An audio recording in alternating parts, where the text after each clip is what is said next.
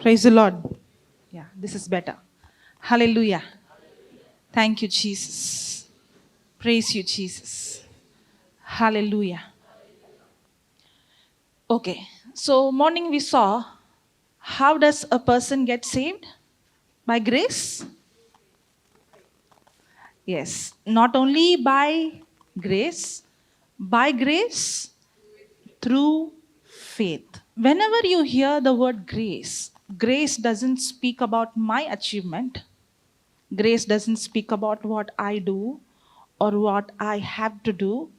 Grace speaks about what God has done for me. Just like how in the school the teacher gives us grace mark. Yeah, grace marks. A student has got 98 marks or 99 marks. You go and ask 1 mark extra. Will she give? She will check the paper and she might reduce 1 more mark. Yeah? So grace mark is given to whom? The one who has failed. Correct? Yeah, the one who doesn't deserve it. In the same way, the grace of God is not for the one who qualifies it, but grace of God is for the one who has disqualified. That's why God's grace is undeserved. Nobody deserves it, nor can anybody earn it. It's a free gift. If we try to earn and perform, that's when we fall from the grace of God. That's why we work hard, we sweat, we get into unworthiness, we feel condemnation, and then we wonder, am I not praying? Am I not fasting? Am I not trying to live holy? Am I not living like everybody else? Then why is that I don't see the power of God? Why I don't see the answers for my prayers? Why I don't see result like how I see in the Bible? When he was singing that lyric says, no, the gospel is the hope for the nation, then for our salvation, then I heard the word power. Yes? Okay, put Romans 1:16. You want to preach? Your time will come. You have to wait. Praise God. Okay. Now see this. For I am not ashamed of the gospel. It is the power of God for salvation to everyone who prays. Prays or has faith. The other translation says, KJV says, everyone who believes. For I am not ashamed of the gospel of Christ, for it is the power of God and power of God. Praise God. For it is the power of God unto salvation to everyone that. Can you see again and again and again we see in the Bible, the only condition is believe. Nowhere anybody got qualified by keeping the law. The only qualification is what? Believing. Now, Paul is saying that the gospel of Christ is the power of God. Can you go to Galatians 1, verse number, I think so, it's 7. 6, from 6. Now see this. Can you see the title? No other gospel. There is only one gospel. There is no other gospel. Now what Paul is saying is, I marvel that you are so soon removed from him that called you into the grace of Christ unto another gospel. That means the gospel of God is the grace of God. What is the gospel of God? The grace of God, grace of Christ. And Paul is saying, I marvel. He's telling to the Galatians, I marvel that you are so soon removed from him that called you into the grace of Christ unto another gospel, which is not another. There is no other gospel other than the grace of Christ. So the gospel of God is the power of salvation for everyone who believes. And what is the power of God? The power of God is the grace of God. And if anybody is preaching to you any other gospel other than the grace of Christ, it's not gospel at all. Yesterday we saw the gospel was preached to the Israelites. What was the gospel for the Israelites? What God did.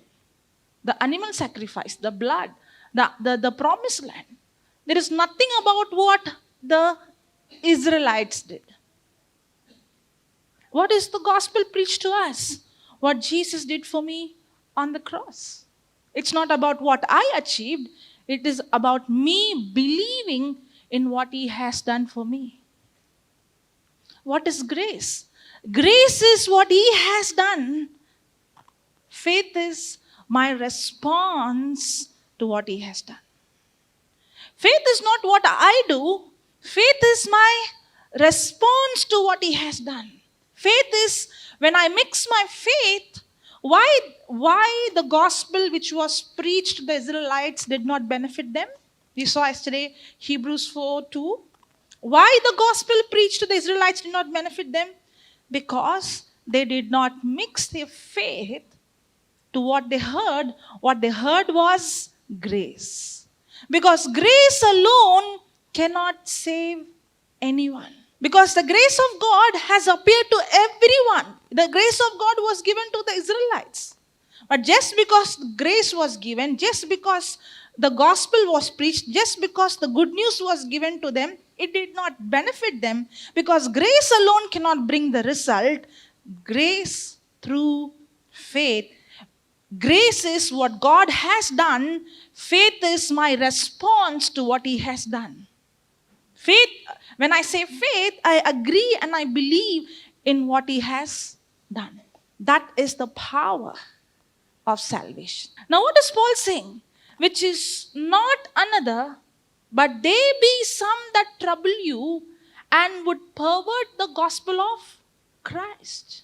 This is the letter Paul is writing to the Galatians. How did the Galatians receive the gospel?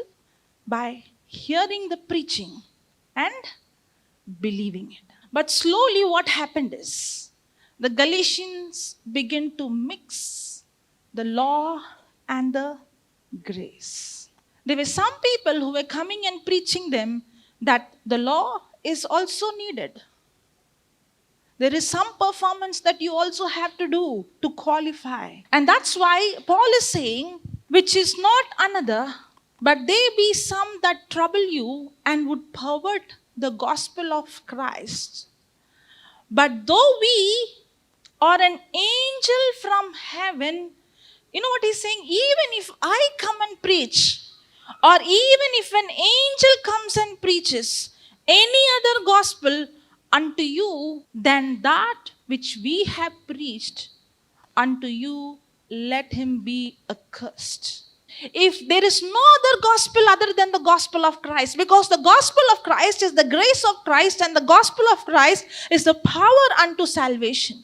There is no other way a person can receive salvation. And if anybody else is preaching to you any other gospel other than the gospel of Christ, I'm not saying. The word of God very clearly says there is a curse on the one who preaches it and the one who listens. Because when you hear any other gospel other than the gospel of grace, you are under law. When a person is under law, the result is what? Curse. Many times when we teach on grace, there is a common question that raises. Do you mean that I can do whatever I want? I can live however I want? There is nothing that I have to do from my side? No, that's not what the gospel of grace is. Can you put Titus chapter 2, verse number 11? For the grace of God that brings salvation. Can you see that word? Whenever you see the word salvation, we saw in Ephesians 2:8, by grace through faith we receive salvation. The power of God is unto salvation. For the grace of God that brings salvation. So how does a person receive salvation? For the grace of God that brings salvation has appeared to all men, teaching us, what does the grace of God do? The grace of God teaches us to deny ungodliness and worldly lust. We should live soberly, righteously, and godly in the present world. No one can live righteous without the grace of God. Okay, let me ask you, what is the meaning of the word grace? Define grace. You got this last session Papa gave. Okay. Yeah. Only two of them have written notes. Grace of God is God's grace is God's willingness to use His power, His ability, His authority, everything of His on my behalf, even though I don't deserve. The law was given. Why did God give the law? Let me hear some answers. Why did God give the law? I'm talking about the law of Moses, okay? I'm not talking general law. I'm speaking about the law that came through Moses. Why did God give? Yeah. So God gave the law for them commandments to know how to live. Okay. To preserve the bloodline. So, okay. Then, any more answers? To know? To know what is sin. Somebody is doing the homework. Yeah. What is law? It's nothing right or wrong, just to learn. Usually, what do we think? The law is given for the Israelites to keep the law. Correct? To keep the law so that they could live holy. Correct? To have sin consciousness. Okay. My question is, could anybody keep the law, obey the law, and live holy? Is it possible? If it is not possible, then why did God demand us to keep the law? Now, remember this, okay? Those are the? Yes. The law was given, as he said, the law was given to bring guilt. The law was given to bring condemnation. The law was given for you and I to realize we are sinners. The law was not given for us so that we keep the law and qualify. Nobody can be qualified by keeping the law of Moses. Praise God. Okay, if anybody is getting irritated with them, they are here. Jesus said, no, let them be. It's okay. Okay, if they're here for two reasons. One is they're coming because they want to be in the presence of Jesus. Secondly, they want to test you. Can you, in spite of the distraction, keep your focus on the word? If you can't keep your attention in this distraction, how can you keep your attention in the word of God for the distraction that is out, that is much bigger? So that's why they have come here to practice, to give you good practice. The law was not given to us for us to justify. No one can be justified in the sight of God based on what we do or what we perform. You know, understanding grace should be the foundation of our life. If I'm preaching grace, I'm not preaching a theory. I'm not preaching a subject. I'm not preaching a definition. I'm preaching because this grace of God has transformed my life. The understanding of the grace of God, if I would look into my life, I was a big failure. I failed First standard I did 2 years. Second standard I did 2 years. And the principal said she doesn't know to write A, B, C, D. She has to do a second standard third year. But then my parents shifted from one state to another state. Thank God here they don't fail till 9th standard. I have never seen, if I would see 2-digit mark in my paper, that would be a miracle. I only see 0 or 1 digit. I never seen anybody getting lesser marks than me. I was 0 in dance, I was 0 in singing, I was 0 in sports, I was 0 in drawing. You name it, I was 0. Good for nothing. I have never been in any extracurricular activity. I have never been in anything. At least some children are not good in studies, but they are good in something else, right? I always felt, why am I born to be a burden to my parents? Even now, when I see in some houses so many cups, I would feel like I never got even a single cup. But I'm not ashamed to share my past. You know why? I'm proud. If God can use me and change my life to preach this living gospel, why not you? You know what is grace? Now understand the definition. Grace is God's willingness to use His ability. With my ability, I cannot do this, what I'm doing. It is God's willingness to use His ability, His anointing, His authority, everything of His. And my very weakness has become my plus point, because if I would have had any strength or any talent, there would have been a temptation for me to depend on my ability. But thank God I was 0. I was able to depend on Him and see the grace of God. But I'm not saying that if you have talent or if you have good IQ, you can't. Because Paul himself said that God uses the foolish things of this world to shame the wise, but he himself is a scholar. But what is Paul saying?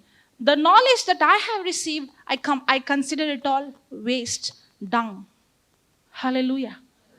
That's why when I say the gospel of God is the grace of God, that's the power of God unto salvation. I have experienced this power that has transformed my life. I'm not speaking about a subject, nor I'm speaking about any theory, nor can I in my own. I never memorized even a paragraph when I was in school. So, grace is what?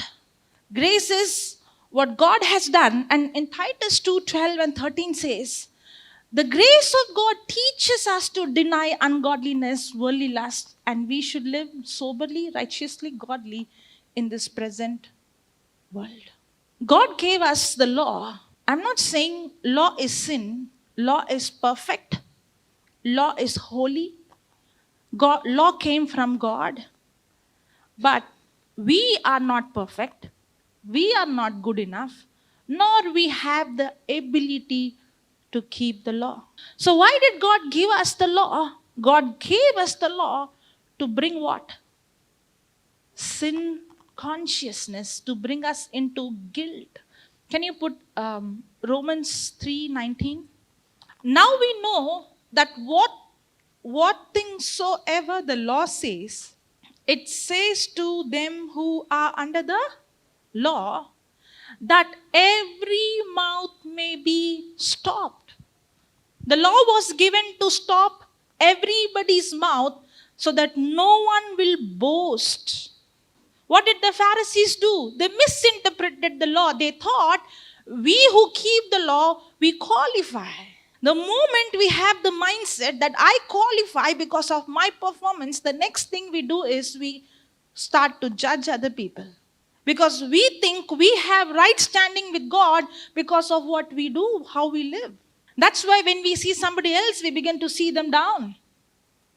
And we think like we are so spiritually high, we are holy. And this kind of mindset comes because of our performance. But the reason why God gave the law is not for anybody to justify or anybody to prove themselves. The law was given to us to stop everybody's mouth, that nobody can boast before God.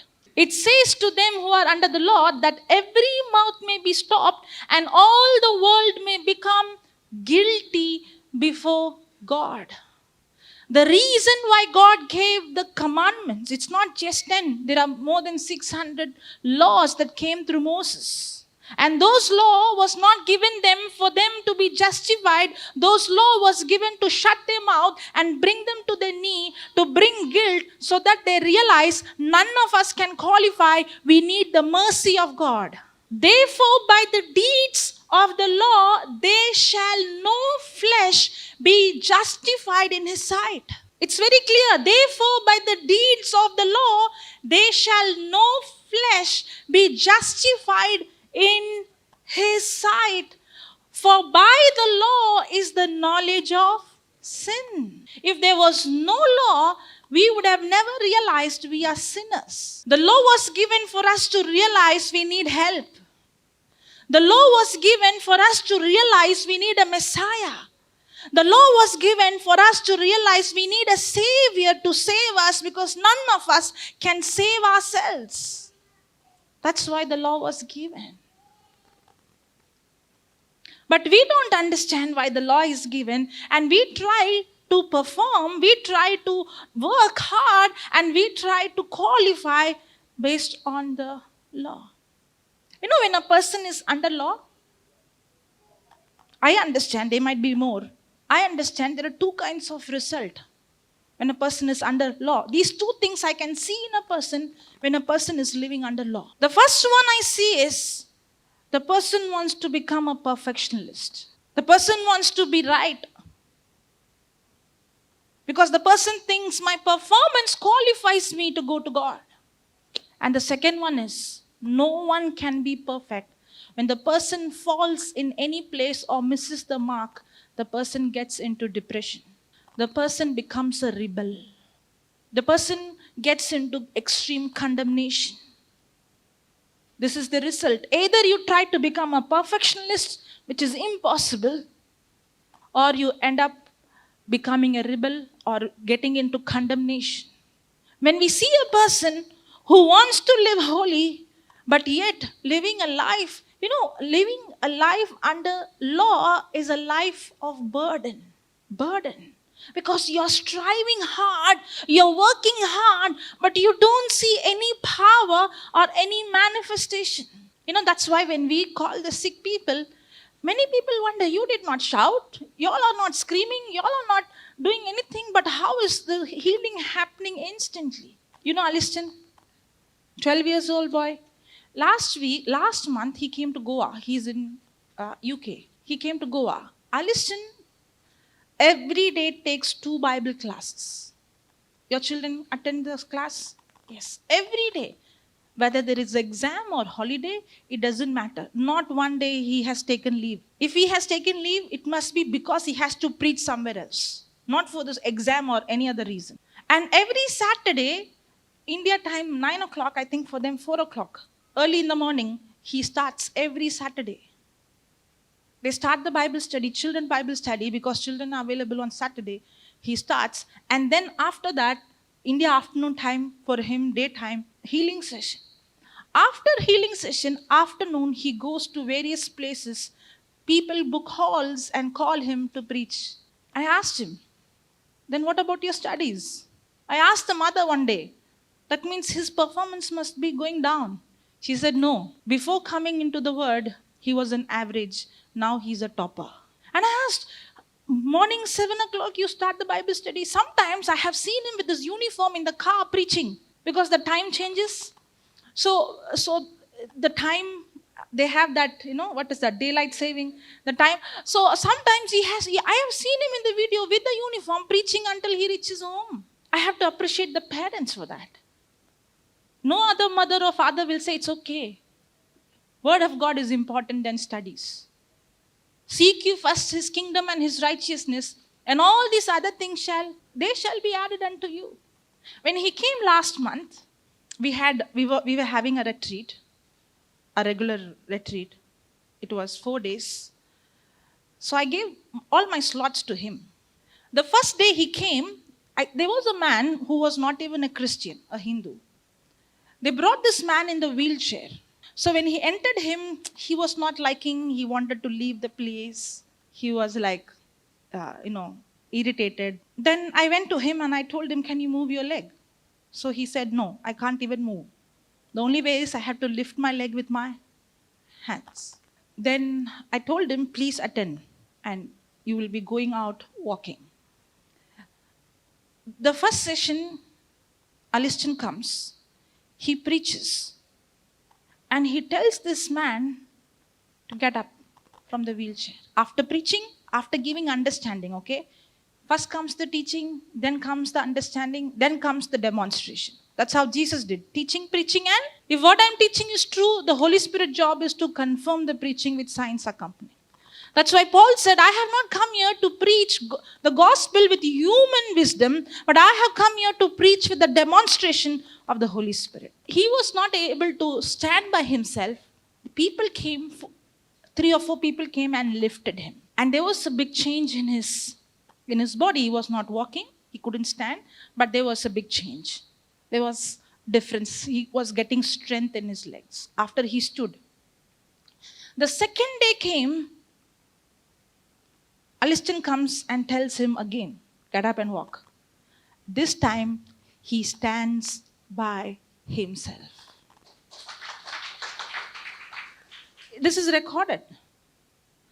On the third day, when he comes to preach, he is not going and doing with his hard work. He is doing what? Preaching. And faith comes by hearing and hearing by the word of God. The third time, he gets up with very little support. He began to walk around the hall. It's all recorded. 12 years old. Did he go for any Bible college? What do you think? He has understood the grace of God is God's willingness to use his power, his ability, his anointing, his authority on my behalf, which I don't deserve. He knew that.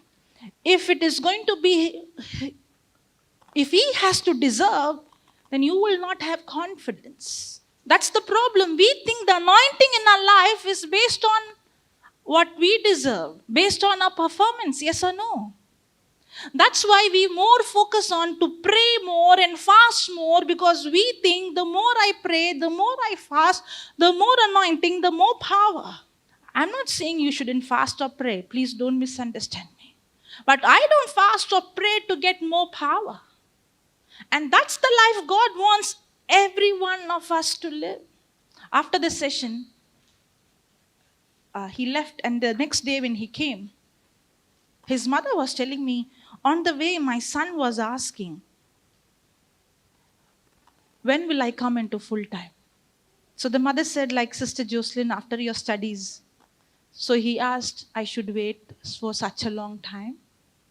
And then he was saying, in UK, I don't get like this live-in residential retreats. How nice it would be if we are in India.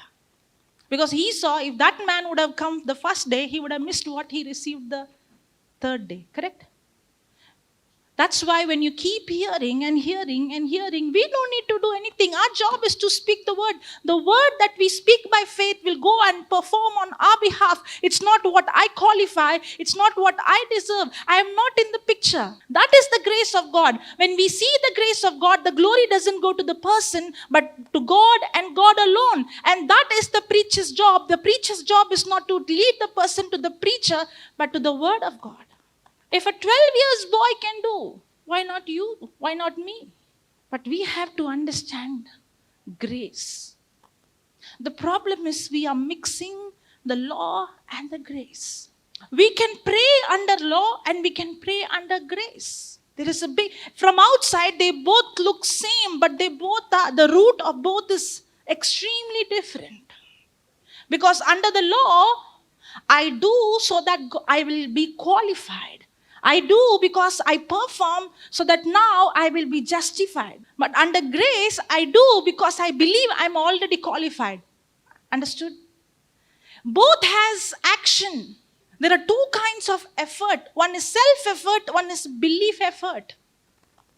One is self-effort and one is belief effort. If I'm preaching here right now, my preaching is not self-effort, it's belief effort. Morning I gave you some notes to put on the screen. So before coming, Papa said, you go and start with the notes. Honestly saying, I wanted to give dictation of the notes and then start teaching. But whenever I come and stand here, even though I have a a notes or a preparation, I don't depend on it. Why? A person who preaches, I asked you also one day, if a person has to give a talk, how long medically, naturally a person can give a talk? How long? 1 hour, maximum 1.5 hours, medically, correct? And even the people who are listening, their attention span, only 45 minutes. So the person who speaks can speak more than the attention span, correct? But here, you are sitting the whole day and we are preaching, which is medically not possible. And every day we are speaking. There are places we don't have mic, we have to speak loud. And medically, if I'm going to use my vocal cord every day, what will be the condition? You have to take rest, otherwise you will lose you shouldn't eat this, you shouldn't eat that. Do you see us anytime like that? We eat everything, we drink everything, we preach every day. You know why? We are not doing it with our own ability. Because grace is God's willingness to use His ability.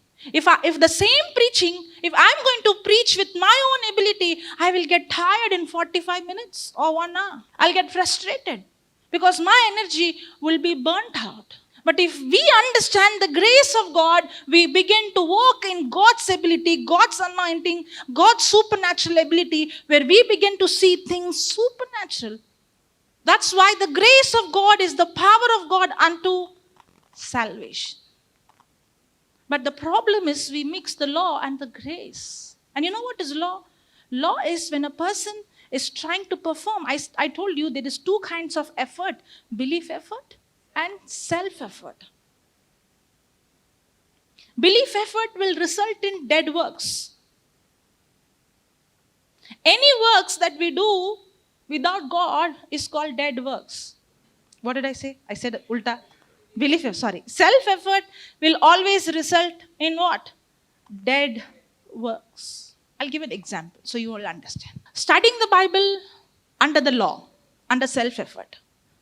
Every day I have to sit in this place, in this position, and I have to read 1 chapter, and then I have to do this prayer, and I have to do this prayer, and I have to do this prayer. So I am going to spend 3 hours or 2 hours. After 10 minutes, I'm like, I'm so sleepy.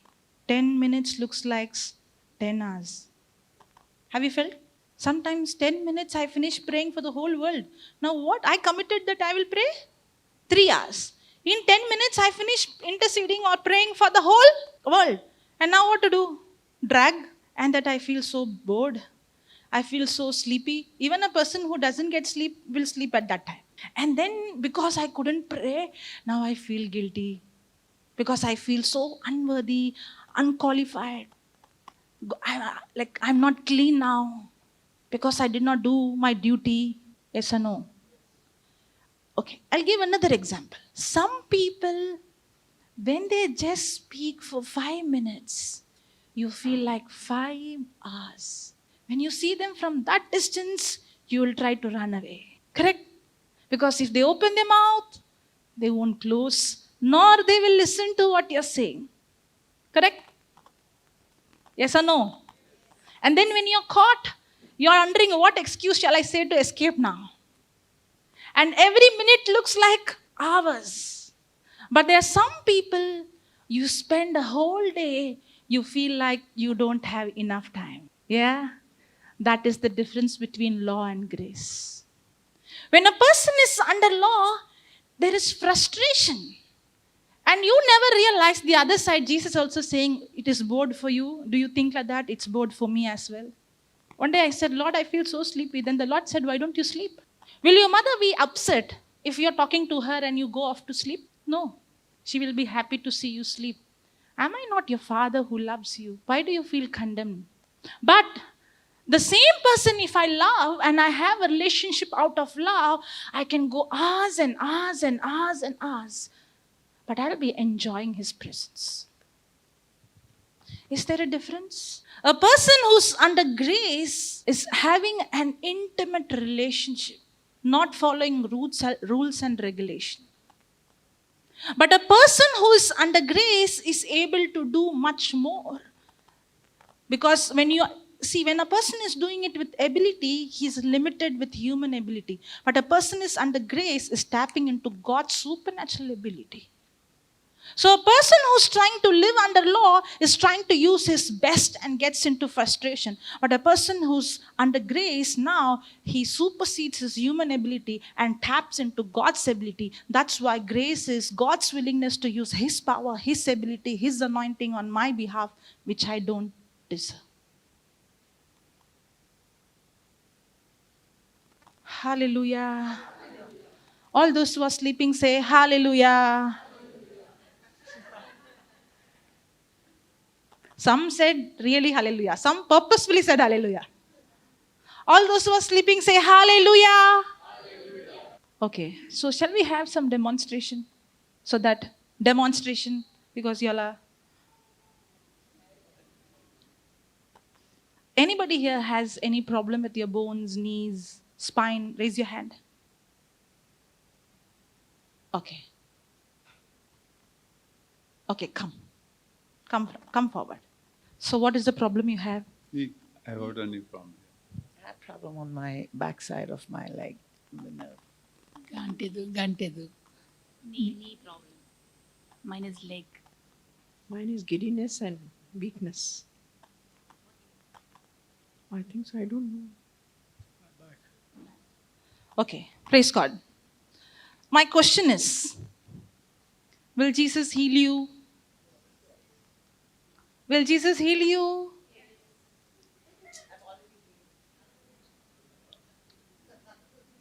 If I ask you, are you a boy and girl, you'll say first boy and then girl. Will Jesus heal you? Then why the answer changed now suddenly? First you said yes, Jesus will heal, no?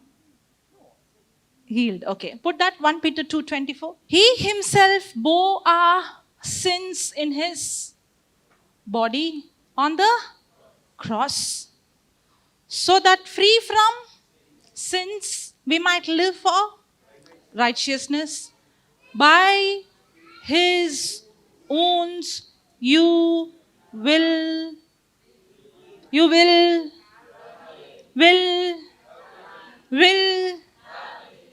now, is this God's grace? Grace is what God has already given. Remember the buffet, the example, the 500 example? Grace is what God has already given. So is God going to heal, or he has already given us healing? Just because he has given us, will we see it manifest? Or we have to mix our faith? Now, faith is not what I do or to qualify. Faith is me believing. Okay, let me give another word. Okay, there are two kinds of works. There are two kinds of works.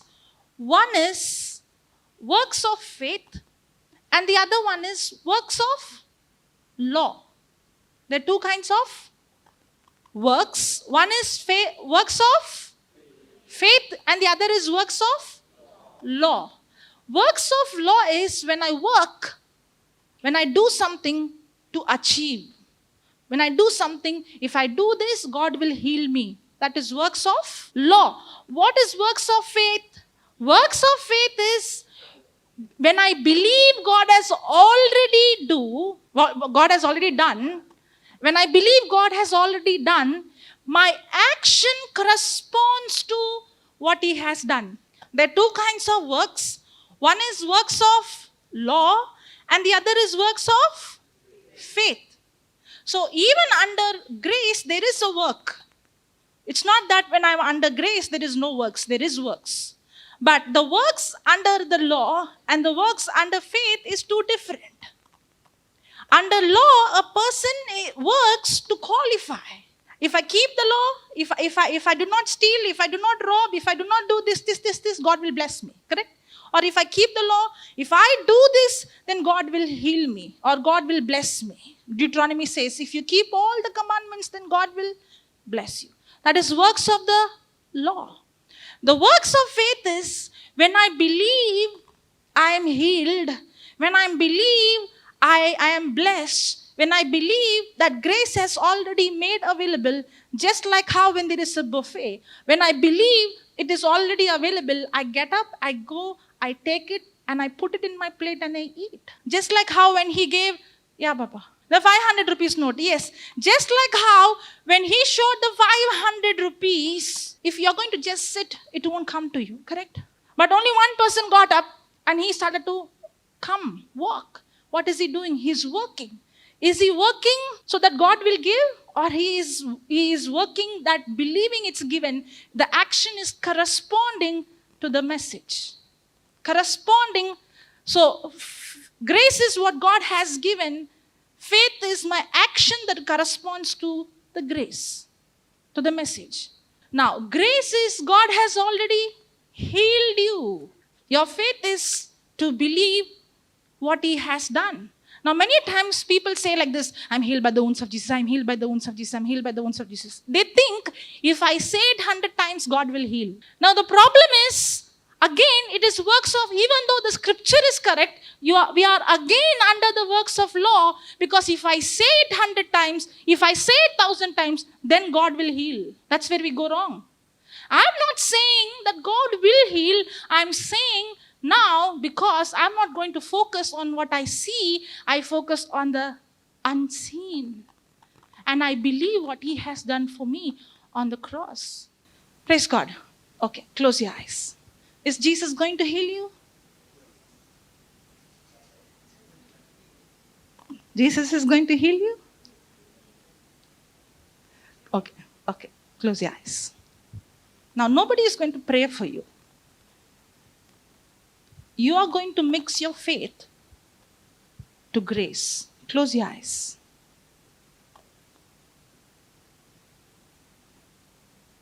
And see Jesus on the cross.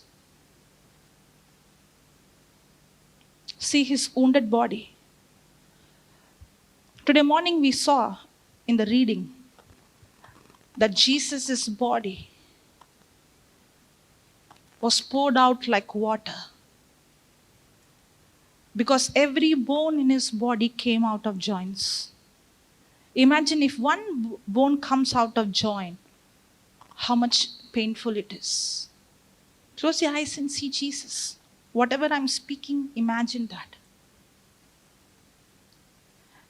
Every bone came out of joints. That's why his body was poured out like water. The Bible says, you can sit. Close your eyes. The Bible says, every bone in his body was visible. Like how the dog would bite the flesh out of the bone. His flesh was torn out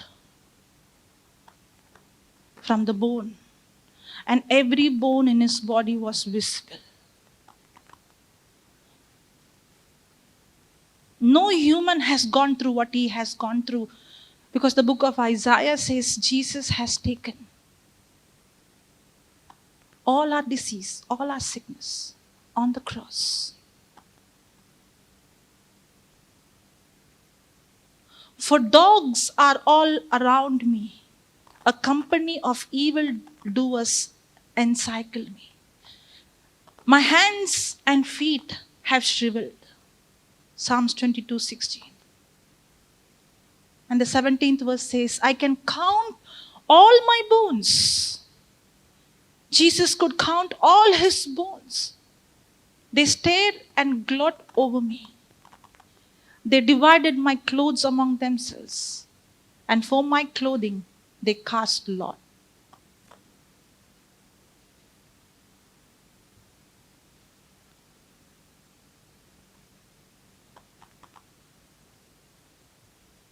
His beard was plucked, like how the grass would be plucked.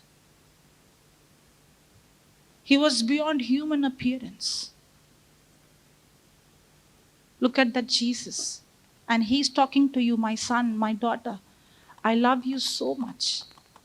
that I took your pain, I took your sin, I took your shame, I took your guilt, I took your curse on myself.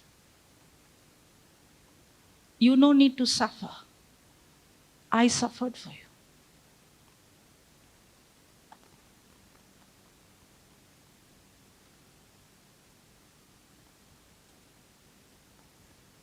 As you are seeing Jesus on the cross, every sickness in your body is sucked into his body. And his healing power, his love is flowing into you now.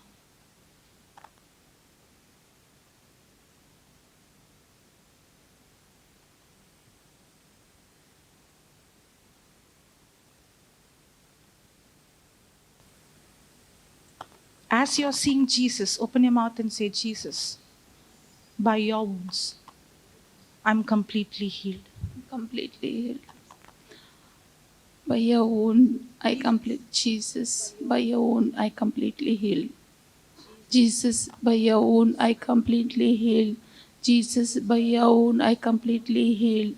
Jesus, by your wound, I completely healed. Jesus, by your wound, I completely healed. Jesus, by your wound, I completely healed. Jesus, by your wound, I completely healed. Jesus, by your wound, I completely healed. Jesus, by your wound, I completely healed. Jesus, by your wound, I completely healed. Praise God. What pain you had? I had a leg pain. Now move and see, it's gone. Yeah. Yes. Many years. Now, did we beg? Did we ask him, Lord, please heal me? Or all you did is mix your faith to what grace has already made available? Was this healing available today or it was already available for her? But the moment we mix our faith, did she perform? Did she qualify? Or she responded to the grace? That's how it works in every area, not just healing. Isn't it easy? Check. You feel giddy? That's not giddy. You're feeling the power of God. You had leg pain, right?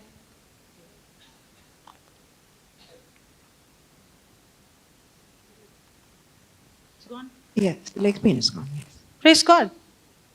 In the same way, in the name of Jesus, I command that giddiness, that heaviness to leave in Jesus' name. Amen. It's gone now. Yes, yes, yes, yes. You check. Oh, she speaks Konkani. What she saying? आता मस्त बरें दिसता मस्त बरें लागला बरें दिसता म्हाका Praise God. Then she got. She's feeling very good. Yeah, she did not say she's She's healed. healed. She said, I'm feeling good. Okay, you asked her about the pain. Ask her. No? Yeah, you ask her. She doesn't understand. No, brother, then you ask her. आता वय मस्त बरें बरें जाता बरें लागल्या बरें दूख इल्ली उणें जाल्ल्या बरें आसा दूख मस्त उणें जाल्ल्या बरें आसा So tell her in Konkani.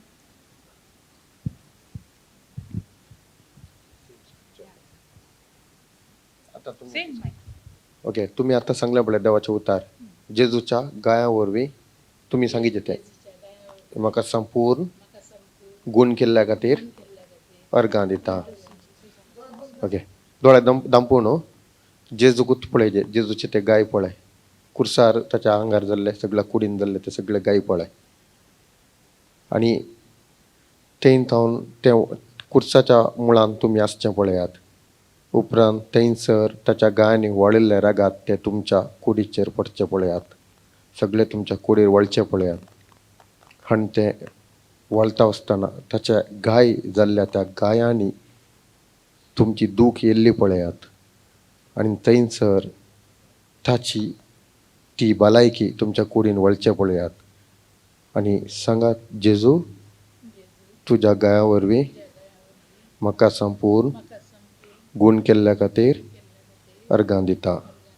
जेजू तुज्या गाया वरवीं म्हाका संपूर्ण गुण केल्ल्या खातीर अर्गां दिता जेजू तुज्या गायां खातीर म्हाका गाया वरवीं म्हाका संपूर्ण गूण केल्ल्या खातीर अर्गां दिता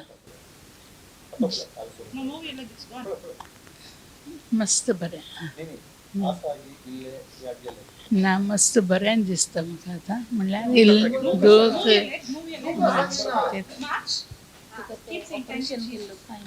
हां यो जाल्यार मस्त तशें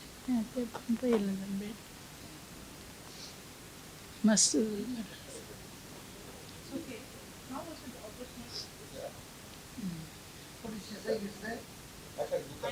दूख तितली म्हणल्यार तशें कांय ना म्हाका आतां मस्त बरें दिसता दूख ना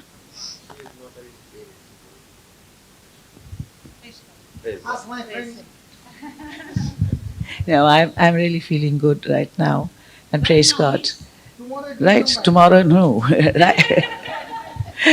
The feeling now means that was prayed upon me, that we prayed and God has healed me. And I'm being. Because you Yeah. prayed or because you believed? No, because I believed. In belief, of course, in belief that we get healed. Thank you, Lord. Praise Lord. Hallelujah. How Thank you, many years Jesus. that faith, ask her? Ask my friend. It's a 1 year pain. It was a 1 year pain. Yes. I had one. I thought she would Thank say you. long time ago. Then I would say 90 years. I was just waiting for that. That'll help me to go to 90 years. Thank you. Praise the Lord. Thank you. Yes. I have the pain. You still have the pain? Yeah. So will Jesus heal you? Yeah, probably. Jesus will heal you? Yeah. Jesus will heal him? Only yes or no answer, okay? Will Jesus heal him? No. Why they are saying no? you ask them. Why are you saying no? You ask them, no, why are you saying no? Why are you saying no?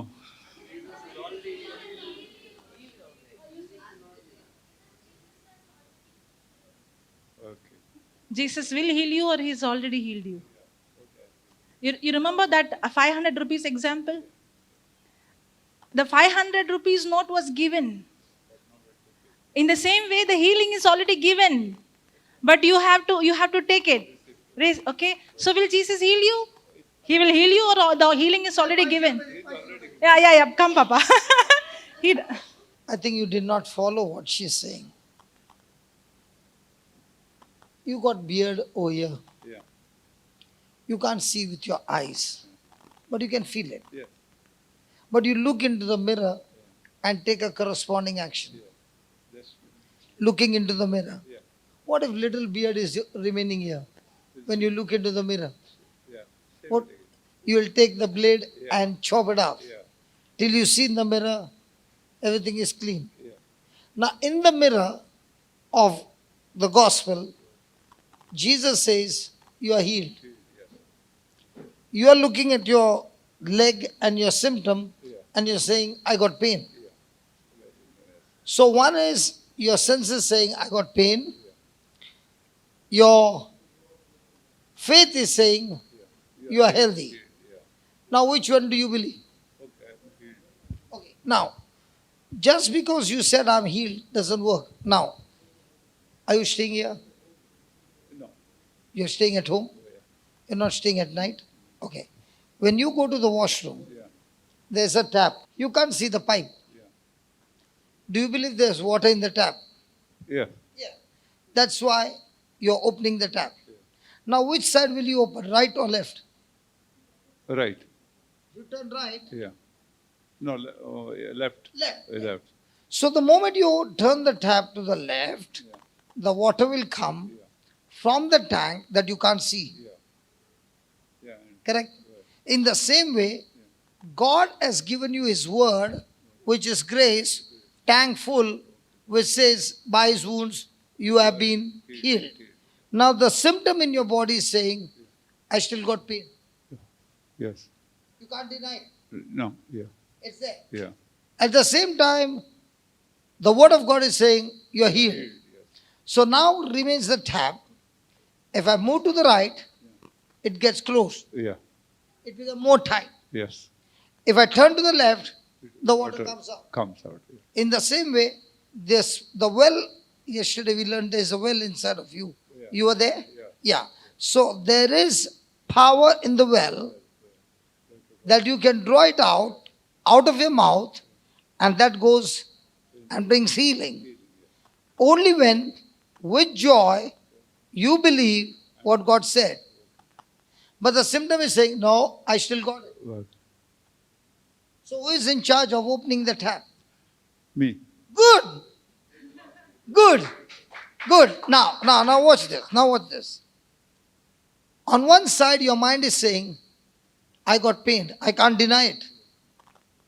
On the other side, faith is saying, I'm healed, which I also cannot deny it. Now let's see, when a person is going through a conflict between the two, what does the word of God say? That Okay. we are healed. No, the word of God is saying you are healed, but your mind is saying, I still can feel the symptom. Correct? So the symptom also is talking to you. So now what do? Give me James chapter 1 verse 5. If any of you is lacking in wisdom, ask God who gives to all generously, ungrudgingly, and it will be given to you. But ask in faith, never doubting. For the one who doubts is like a wave of the sea, driven and tossed by the wind. For the doubter being double-minded. The 7th verse. For the doubter being double-minded. So what is that double-minded? One is the mind of Christ, which is saying you are healed. The mind of the soul, which you can feel the pain. So you are double-minded. Now, unless you become single-minded, the power of that anointing will not work in you. That's why he says, the doubter, being double-minded and unstable in every way, must not expect to receive anything from the Lord. So are you ready to become single-minded or double-minded? Single-minded. So on one side is the pain, which I can feel, which we are all champions in believing there is pain. On the other side is the word of God, which says, by stripes I have been healed. Now you can hold the phone, mic, and you say the prayer, and you get the healing. Okay. Close your eyes, concentrate, and say, Lord Jesus, Lord Jesus, thank you for giving me thank you for giving me the parable the parable of shaving my beard. of shaving my beard. Every morning, Every morning, I look into the mirror I look into the mirror and I believe and I believe what the natural mirror says, and what the mirror says, and I take corresponding action. corresponding action. Now, Now, I'm looking at your mirror, now I'm looking at your mirror, and your mirror says, and your mirror says, by the wounds of Jesus, by the wounds of Jesus, I'm completely healed. I am completely healed. Lord Jesus, Lord Jesus, I'm willing I am willing to take to take corresponding action corresponding action to what your word says. to what your word says. I I declare declare I am healed. I am healed, Even though I can feel the pain in my leg. I choose to believe I choose to believe I am completely healed. I am completely healed. And because I'm healed, And because I am healed, I give you all the praise and the glory. I will give you all the praise and glory. Now I'm walking in your name. And I am now walking in your name. Walk. I can walk. Yeah, keep walking. And keep saying I'm healthy. I am healthy. I'm healed. I am healed. Keep walking faster. Keep walking faster. Still faster. Still faster. No, you've got to keep saying those words. I'm Yeah. healthy. I am healthy. Go for one more No, round. there's no problem in I walking. know that I there's can no walk. problem. Go ahead. I am healthy. I can walk I can walk and I can run now. and I can run too. Praise God. Praise God. So, when you open the tap, Yeah. the healing is completed. So, are you now double-minded or single-minded? Single-minded. Good. Congratulations. Thank you. And how long you had this problem? How long? 5-6 months. 5-6 months. Praise God. Thank you. And how old are you? I'm 76. Wow. Thank you. Are you understanding grace and faith? Are you understanding the works of law and the works of faith? The old covenant and the new covenant. So why did God give the law? God gave us law for the knowledge of sin, for us to realize we are sinners, and He gave us the law for that to realize we cannot justify, we need a savior, we need a Messiah. Because nobody can save ourselves, nobody can redeem ourselves. That's why we need a savior. Okay, let's go to 2 Corinthians chapter 3, verse number 6 onwards. Who also has made us able ministers of the New Testament, not of the letter, but of the Spirit. For the letter kills, but the Spirit gives life. God has made us what? Ministers of the New Testament, not of the letter. Now, in the old covenant, God gave the law, correct? We saw 600 plus law. Now, when the law was given, the law revealed God's standard. The law revealed God's standard. The law is holy, but man cannot live in God's standard. So the law showed me what I should do and what I shouldn't do. Now, the law was showing me God's standard. The law was showing me God's perfection, God's expectation. When a person keeps all the law, then he becomes righteous. How does a person becomes righteous? By keeping all the law. But the difference between the old covenant and the new covenant is, in the old covenant, the law was written in the stone, on the tablet. But in the new covenant, it's written in the heart by the Holy Spirit. So one of the big difference between the old covenant and the new covenant is, the law was telling me what I should do and what I shouldn't do. But in the new covenant, I have the Holy Spirit who's living in me. Now, none of us can be qualified or justified by the law, but now we are qualified and justified because of what Jesus did. What He did is grace, and my response to what He has done is faith. Now I have received the Holy Spirit who is in me. Okay, we'll come back to the scripture. Before that, go to 2 Corinthians 5:21. For He has made Him to be sin for us who knew no sin. For God the Father made Jesus to be sin. Did Jesus commit sin? Was He made sin? Even though He did not commit any sin, was He made sin? Why was He made sin? Because He took our sin.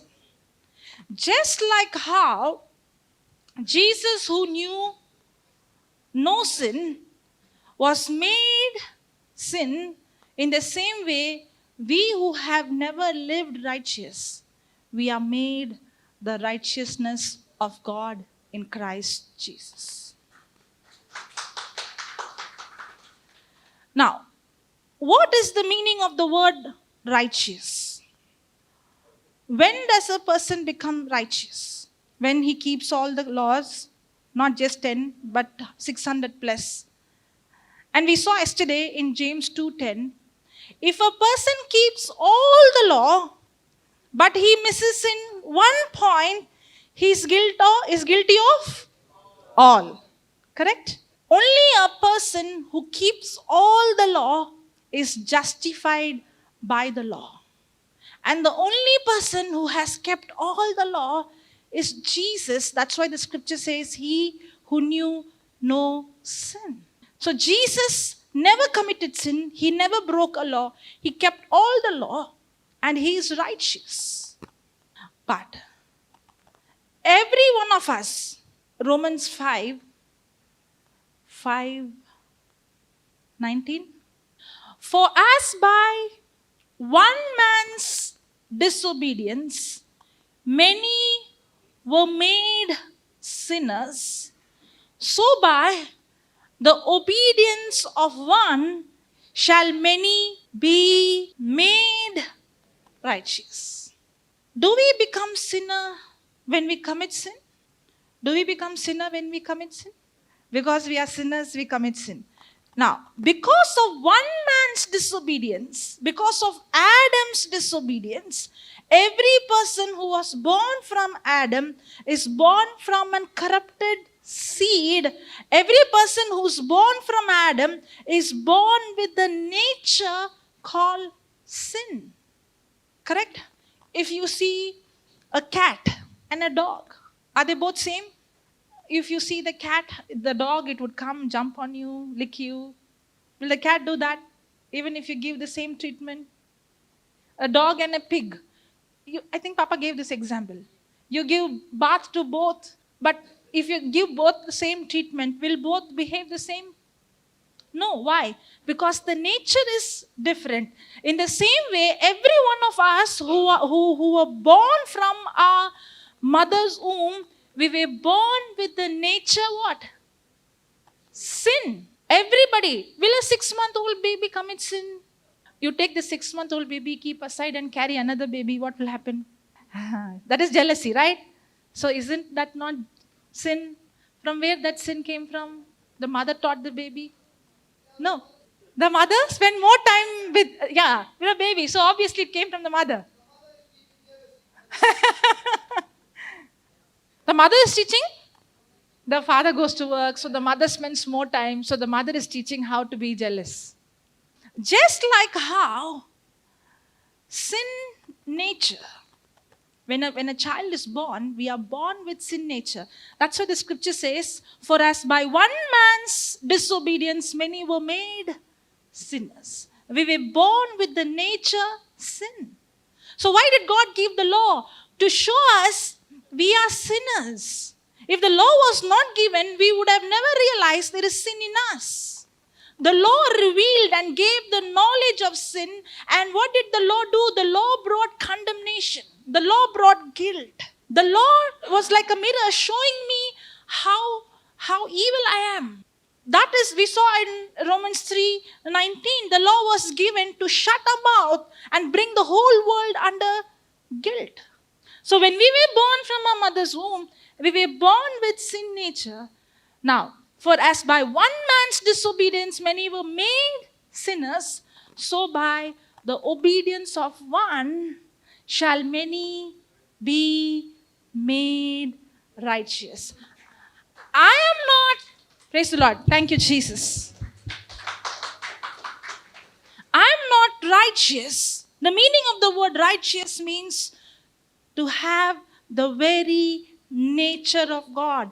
Just like how when I was born from my mother's womb, I was born of sin nature. Now, when I mix my faith to grace, I receive salvation. I am born again. I am a new creature. I have the very nature of God in me, which I receive as a free gift. I did not do anything. Jesus did not commit sin. He did not even break a single law. He knew no sin. But he was made right, he was made sin. In the same way, I have never lived righteous. I disqualify. But because when I mix my faith to grace, I receive the free gift of grace by my faith, and instantly I am made the righteousness of God in Christ Jesus. And now I have, when I was born from my mother's womb, I had sin nature. Now when I am born from my father's womb, I have God's nature. That's why I am the righteousness of God in Christ Jesus. Hallelujah. Thank you, Jesus. I do not qualify because of what I did. I qualify because of what Jesus did for me on the cross.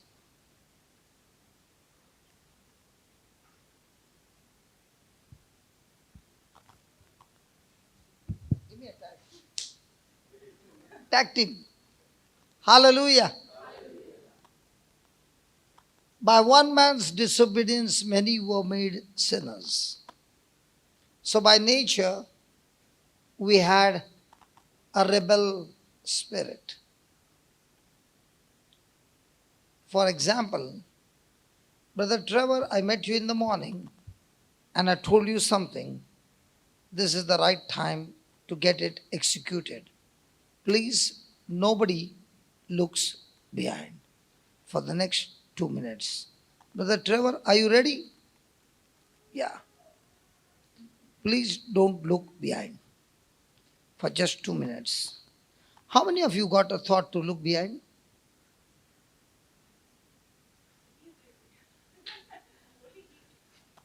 What? Because the moment something is told, at once the rebel starts saying, I want to look behind. There's nothing behind. Trevor, my brother, did I tell you anything in the morning? Nothing. But the moment I said, don't look behind, what comes to your mind?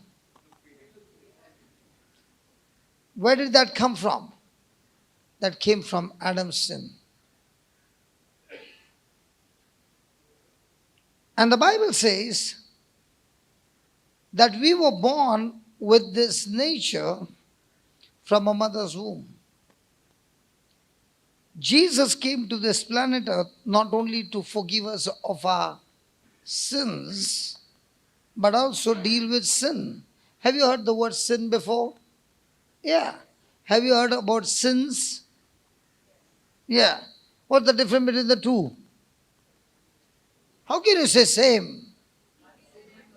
I knew you would have said that. That's why I like to put the ball to you first.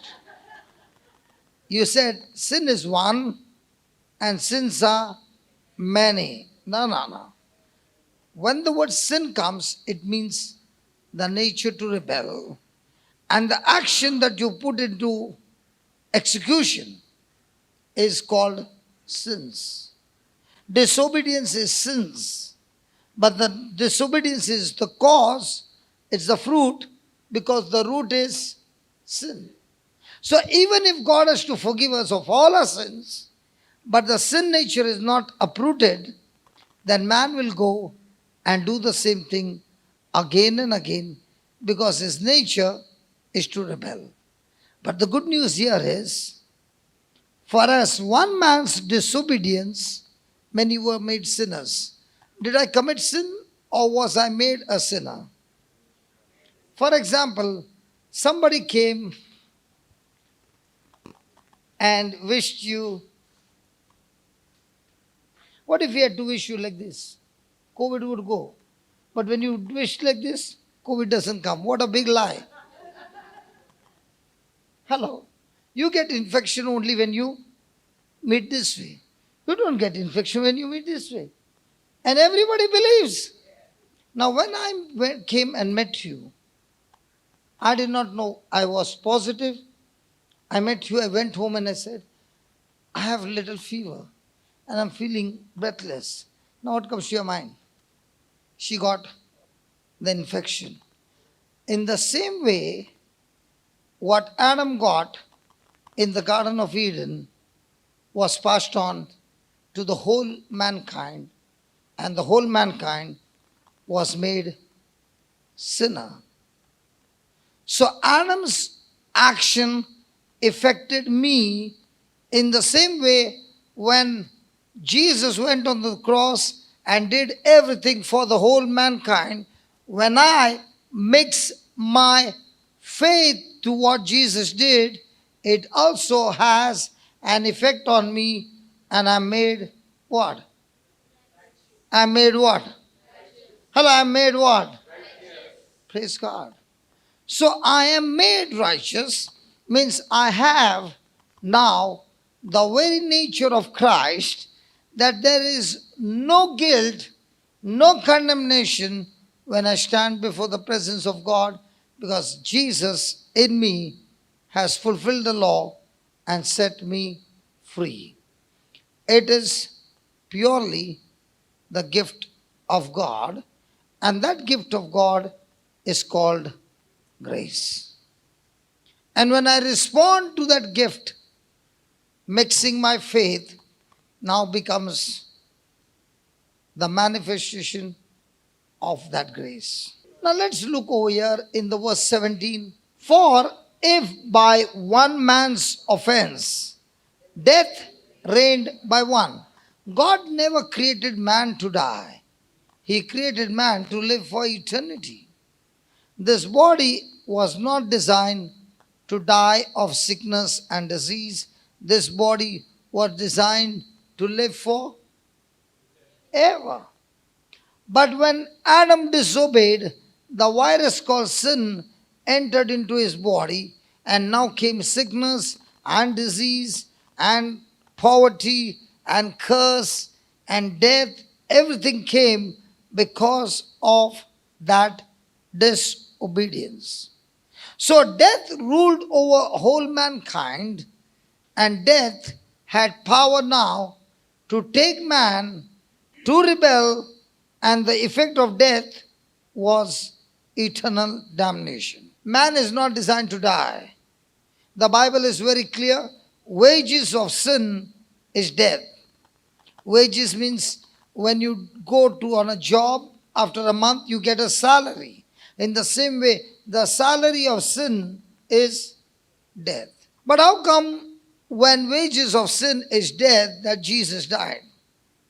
Jesus could have never died until he became my substitute, and he took every one of my sin, past, present, future, on that cross, and he died in my place.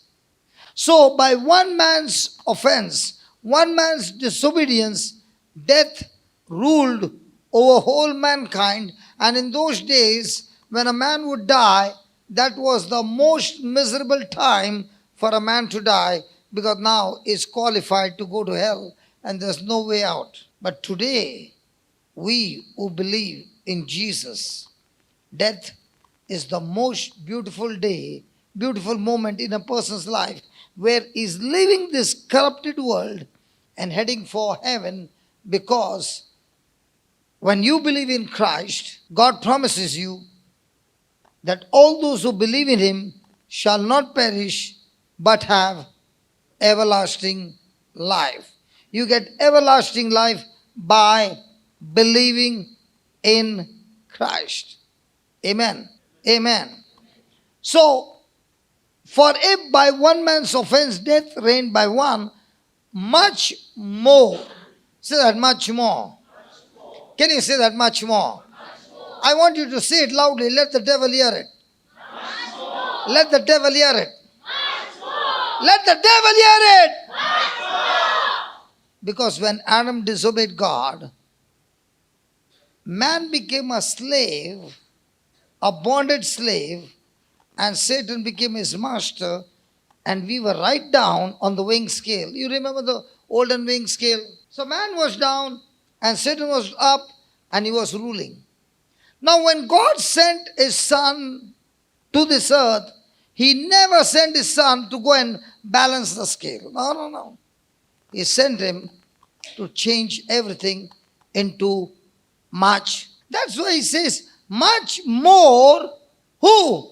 They which receive abundance of grace and of the free gift of righteousness shall. Do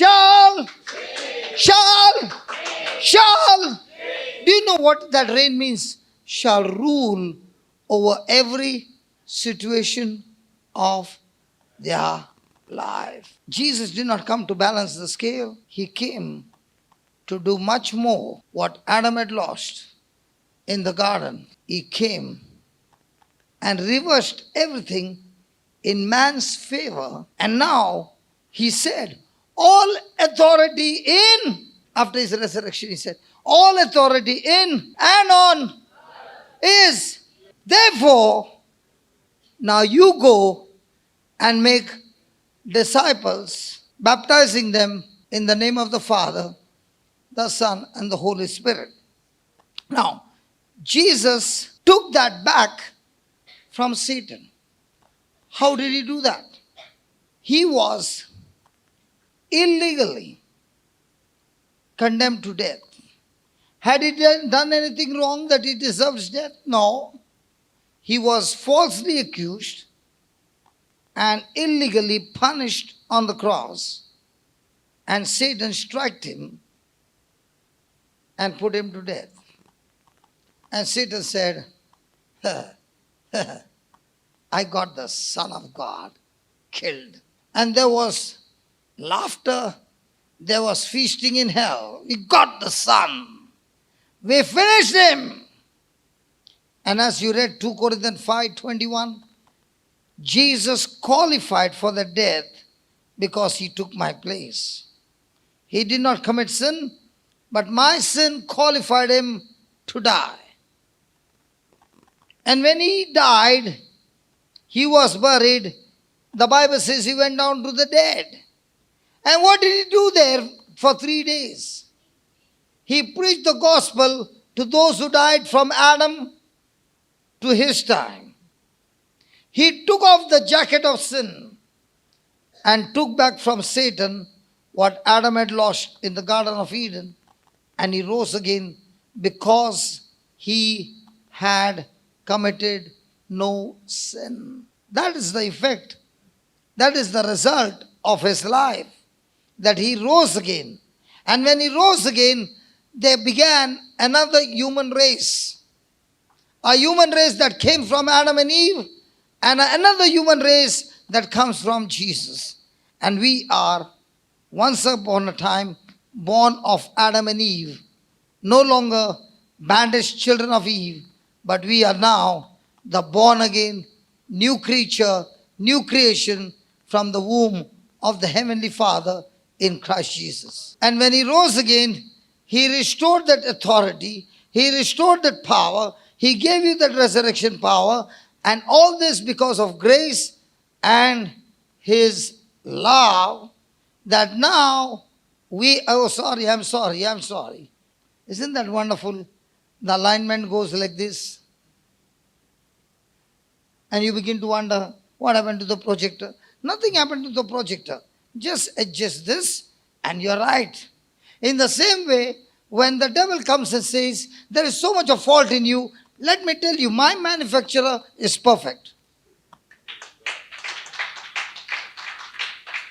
He created you perfect and he knows you are the best. Okay, let me ask you a question. If there are 3 ladies going, now they'll say, why does he say about ladies? Listen, in this example it has to be ladies because the men can't do that. Okay, one lady has got a thin chain, gold chain. The another one has got a thick gold chain that you can tie even a Rottweiler with it. Thick gold chain. And the third one has got a medium gold chain with plenty of diamonds.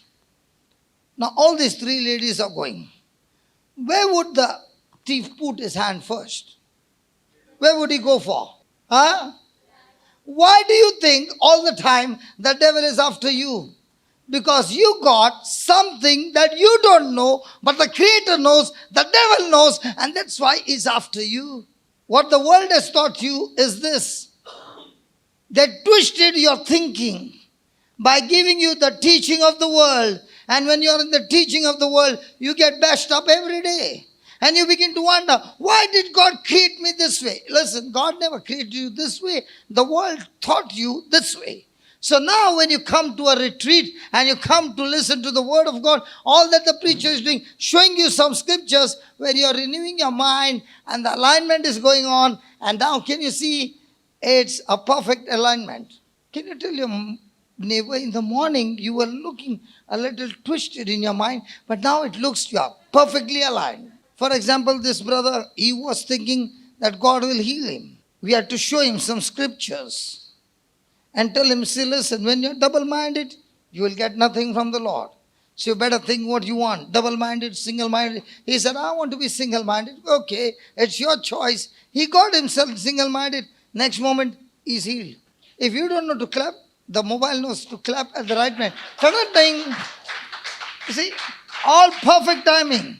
Hallelujah. So much more. Okay, tell me one thing. Are you so sure what you see on the screen, the same thing will come here? Yes, if the connection is right, what is on the screen comes here. Right? In the same way, if your connection is right, what you see here will come inside of you and perform exactly the same when you look at the screen. Can you make your screen little blank, Baba? Blank screen. If you go and see there, that screen, this screen is the same. In the same way, when this screen and this screen on your mind renewed becomes same, everything that God has promised you begins to manifest in your life much.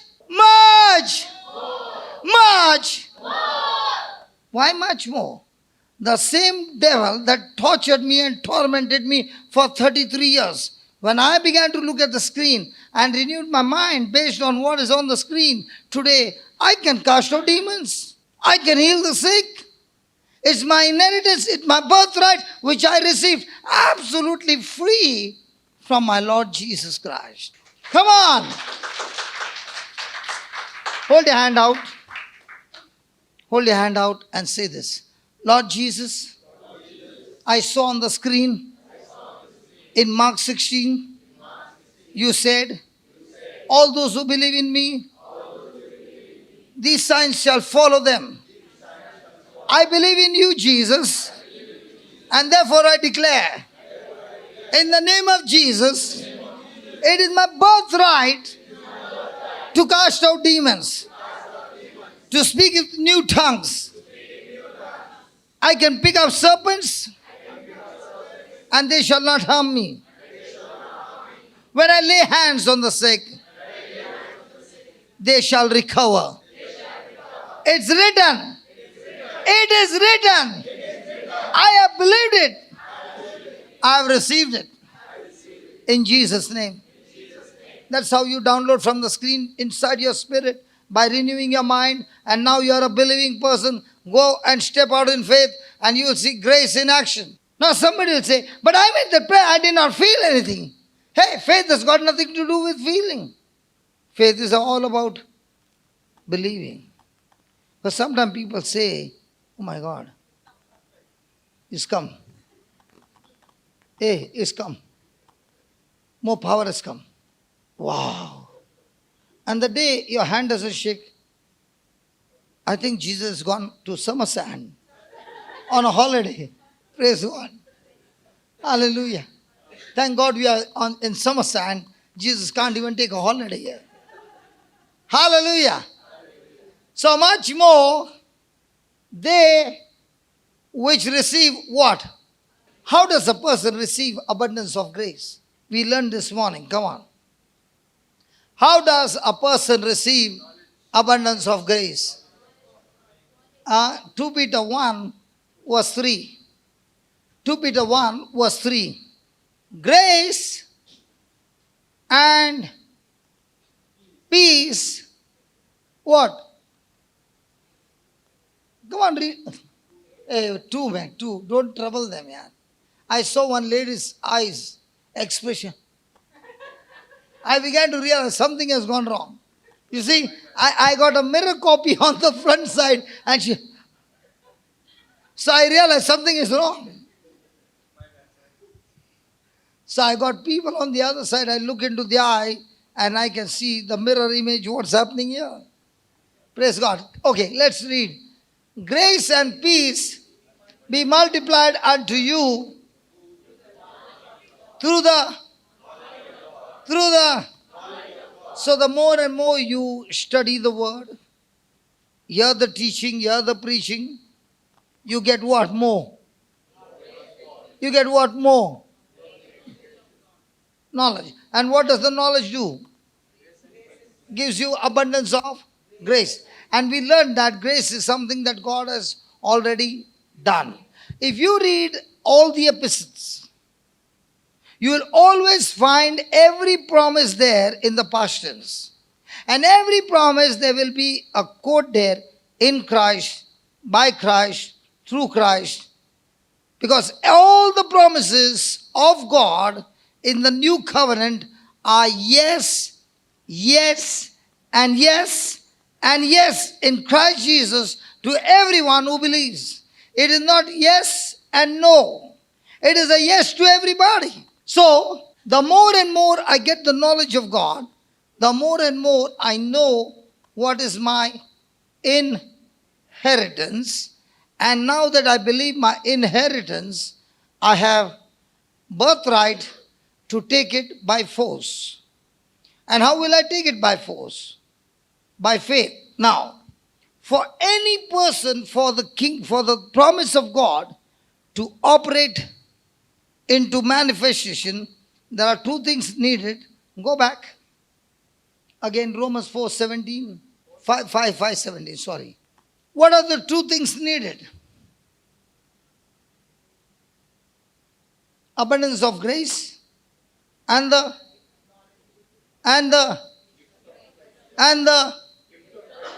Bible says the prayer of the righteous man is powerful and effective. I'm sorry. Can we just go to the next scripture? James chapter 5, and then we'll come back here. James 5, I believe 16. Confess your faults one to another and pray one for another that you may be healed. The effectual, fervent prayer of the righteous man availeth much. Just give me from the RSV. Come on, read that. The prayer. Hey, the prayer. Hey, the prayer. The prayer is what?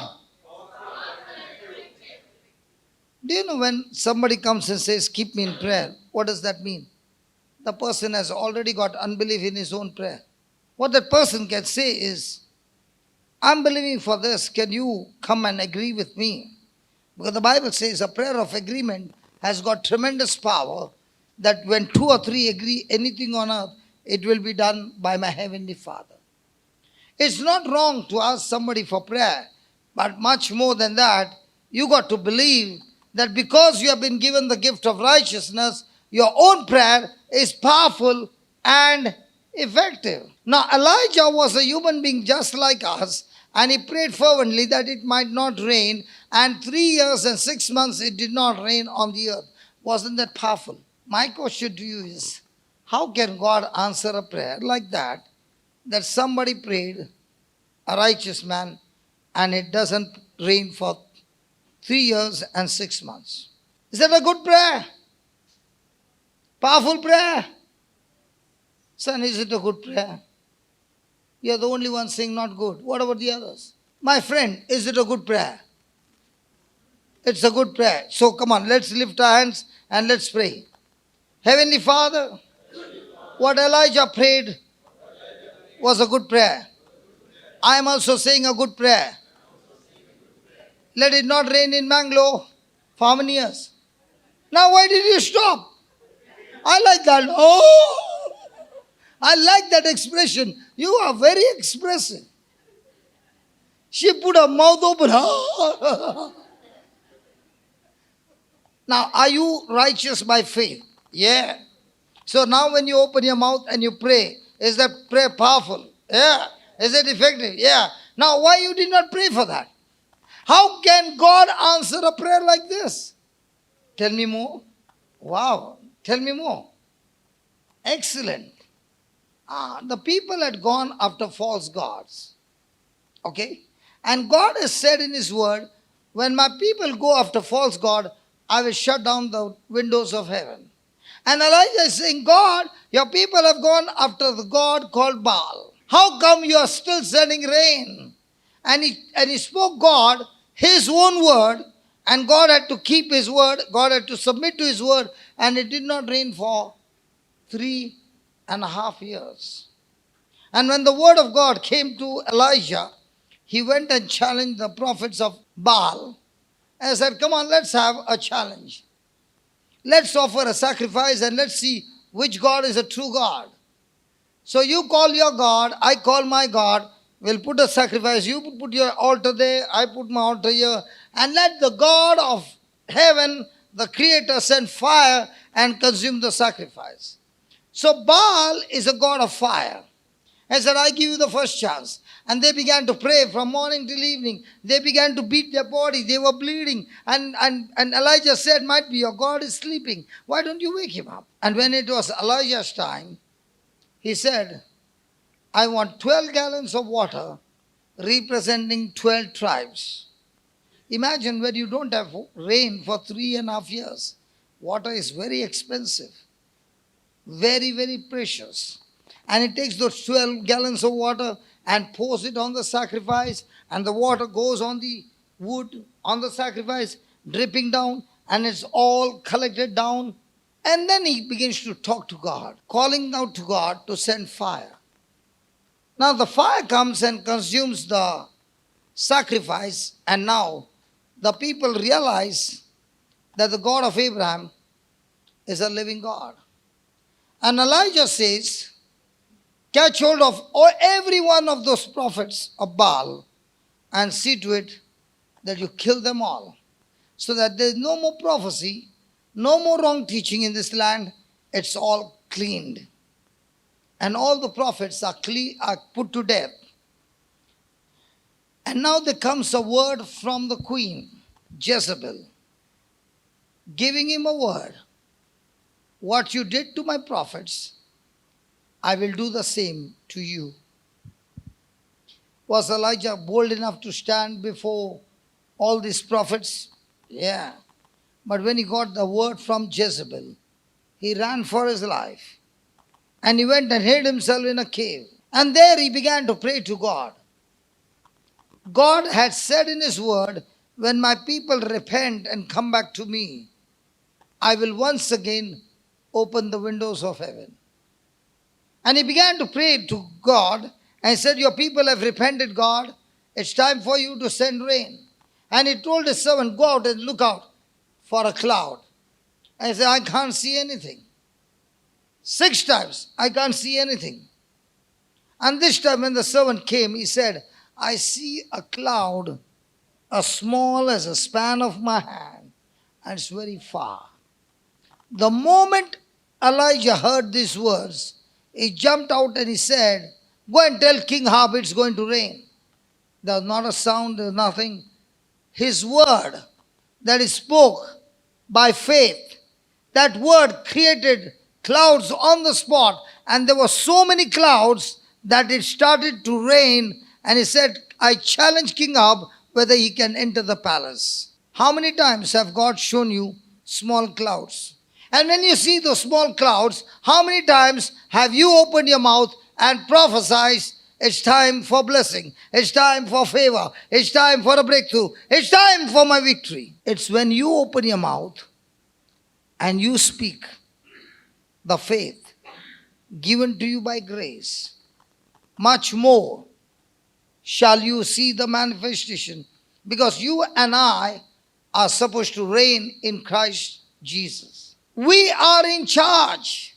Grace is given to every person who believes in Jesus. You are made righteous not by your works, but by the works of Jesus on the cross, and you believe that gift of righteousness by God as a free gift. And if you know these two things are with you, God says much more than what Adam was created, much more than that, you and I are given the power. You and I are made seated on the right hand of the Father right now in Christ Jesus. We are made the children of God. We are adopted in the family of God. We have been given eternal life. We have been given heaven as our eternal home. Much more than what Adam lost in the Garden of Eden. And this is a done deal, and all that God is looking for, people who can believe in what He has said in His Word. Put that again. Romans 5:17. Am I going to be a victim, or am I going to be a victor? So who decides? whether you are a victim or a victor. God decides, the devil decides, people around you decide, or you decide. So if you are living like a victim, who is the cause? I love your son. He's giving me all the right answers. And from the time he has come, he's sitting on the first row, never left one class, his eyes right. I wonder at this age if he's looking at all these scriptures and believing the scriptures. What happens when he grows up? The atmosphere you create in your home is the product you produce in your home. Can you create an atmosphere that even though you don't know much of the word, can you play those teachings over and over again, that your children can hear it over and over again, and you will be saying, my children are too small. I want to tell you, the day they start hearing, they will point out your mistakes every moment, because they will become the real policeman at home. Because what you hear, you forget, but what they hear, they don't forget. They say, Dad, that's not what the brother was preaching. That's not what the word of God is saying, Mom. And you don't have a word to say, and you have to submit to the word of God. But if you teach your children, they are not only policemen who will help you, you will see those children growing into mighty men and women of God, because they shall exercise dominion in life through the one man, Jesus Christ. And that is why there was a time when Satan would afflict us, but now the time has changed. When you say, in the name of Jesus, he is under your feet. There was a situation that once God showed me.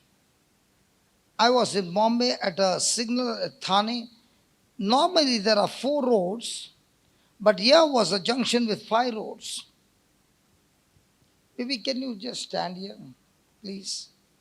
Can you just turn? Let the people see you, how beautiful you are. Okay. Just if you increase the height by another 1 feet or 1.5 feet. Okay? Sit down. This was a lady constable. Dina, can you stand, please? How does Dina look like a lady constable? She was on that junction with 5 crossroads, early morning, in a uniform. And I don't know whether this happens in Mangalore, but in Bombay we are always in hurry. And especially the motorbike, before the signal can start, they go little. Have you seen that? And this lady was with a whistle, and she would do, sit down.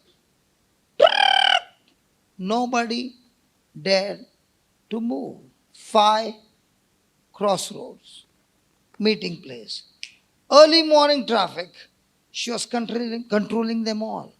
And I said, Lord, she's so thin and so light-weighted. If a trailer goes, she might fly. But even the trailer, why do you think they obeyed her? Authority. Power.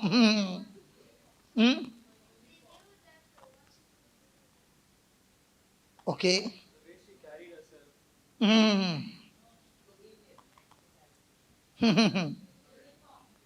Somebody said it. Uniform. If the same lady with the same whistle stands without the uniform, the bike fellow will give her a tapli also and go. Who cares? But when she's in uniform, she knows the whole department will back her up. In the same way, when you are made righteous and you have the grace of God, the whole of heaven backs you up, because now you are in uniform of heaven.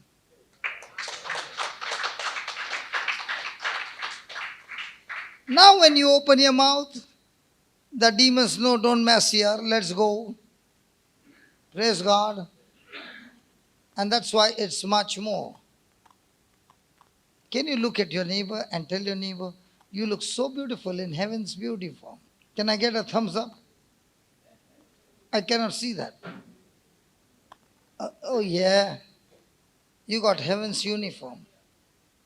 And because you got that uniform, don't think what the world has been teaching you and what the world has been saying. My God is saying, much more surely will those who receive abundance of grace. And abundance of grace comes when you receive the knowledge of God through the scriptures and free gift of righteousness, exercise dominion in life. We don't sweat for it. We got it free. Hello, I got it free. I was once in Trichy, and there was this beautiful lady who was taking me around for healing the sick. So she was taking me in different houses, and one place there was, be aware of dogs. And there was a dog barking. I looked from the gate. I saw a big dog, and I told her, come on, let's go. So she said, I'm not coming. I said, you walk behind me. If he comes, he has to first attack me. And then he can bite you. But first he'll have to deal with me. Come on, let's go. So we went. The dog kept barking. We went and rang the bell. We finished our job. And I said, we are going. The man said, wait, there's a dog outside. I said, don't worry about him. I can deal with him. And we came out of the gate. And that lady said, you are very strong in your faith. I said, yes, I'm very strong in my faith because I've got dominion. But I did not see even little fear in you. Did you see how big the dog is? Did you see the dog, how big he is? I said, yes, I saw. And I also saw he's chained and the chain is only 1 meter. If he is chained with a chain of 1 meter, can he come and harm me? That's exactly what Jesus did to the devil. He broke all his teeth. He cannot bite. He can only make noise. And some people get frightened by his noise. Can I show you that? Colossians chapter 2, verse number 13. Come on, now talk to me. Has my brother improved in using the software? Now, is he scrolling or has he found some other way? Has he become now stronger and stronger? It's a proof. When you start using the Bible every day, you also grow stronger and stronger in the scriptures. And you being dead in your sins, that was a past life. And you being dead in your sins and the uncircumcision of your flesh, has he, oh, just give me the RSV because here the words are little.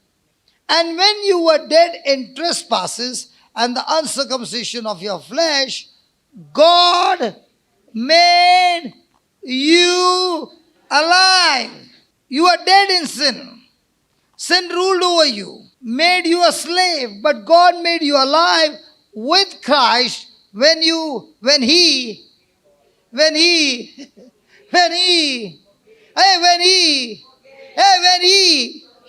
forgave us.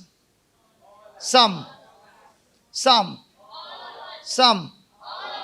So has God forgiven us of all our sins? Past, present, future. What did you say? But now according to the scripture? Yes, so now somebody said, if he has forgiven of all my sins, do I need to go for confession? What do you say, Victor? Huh? He has already taken our sins and he has already forgiven us. So no need of going for confession. Okay, let me give you an example. Your dad put 10 lakhs in your account. Now whose money is there? You don't know anything about banking? All of them know banking first. If they don't know the scripture, but they all know about banking, Victor. If your dad took his money and put it in your account, whose money? Thank God, it's not your dad's money. It was. It's your money now. Now, if your dad, who is my good friend, I'm a bank manager, he comes to me and says, can I get 2 lakhs from his account? Will I give him? Can he take it from your account? Now, whose money it is? Clear? Now, just because the money is in the account, can you make any transaction? Without making a transaction, can you enjoy the money? In the same way, he has forgiven us of all our trespasses. From God's side, you are forgiven. But for you to receive Forgiveness, you got to make a transaction where you acknowledge what you have done, a mistake, and ask God to forgive you, and the blood of Jesus cleanses you of all your sins. Yeah, drawing from grace. Praise God. So, do you need some withdrawals? So, the transaction needs to be made. Hello. So, don't get into one side just because the deposit is there. You can't enjoy the deposit unless you start using from the deposit. Is that clear? So, are you guilty now? Or has God from His side forgiven us of all our sins? Look at the 14th verse. Erasing. Say that, erasing. Some Bible says erasing, some Bible says wiping out, some Bible says cancelled. Erasing the what record? What record? Every mistake that you made is recorded. And based on the mistakes that you have done, you got an arrest warrant from heaven. Because now you are a criminal. So those records which proved that you are a criminal, God erased the record that stood against us with His legal demands. What are the legal demands? Hell. God took that legal record, erased it, that stood against you, and He set it aside. So when you look at Jesus being nailed on the cross, at that very moment, Jesus was also doing something, nailing on His cross. The soldiers nailed Jesus on the cross, and Jesus nailed every document that was against you. He nailed it on the cross, and His blood, which was shed at Calvary, all those documents against you has been nullified, no trace of it. It's blotted out, it's wiped out, it's cancelled, and there's no record against you. Imagine you are a criminal, and there was a file against you. And now, in the courtroom, they can't find the file. The record has disappeared. Hello? The record is disappeared. There's no record against you. How cool you all are, man. My God. When I read that, I was screaming. How cool you are. My God. Help me, Jesus, to make them understand. Hallelujah. Yeah, Trevor, any question?